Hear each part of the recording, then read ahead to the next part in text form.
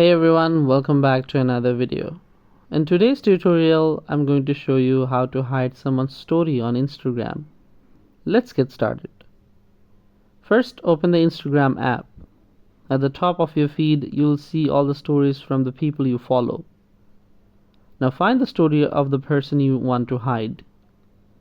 Long press on their story and a menu will appear at the bottom of your screen. Tap on Mute. From here, you will get two options. You can either mute just their stories or mute both their stories and posts. If you only want to mute their stories, select the first option. Now if you decide to unmute their story later, scroll all the way to the end of the stories section. You'll find grayed out accounts there. Long press on the account you want to unmute and tap Unmute Story. And that's it. That's how you can hide and unhide someone's story on Instagram.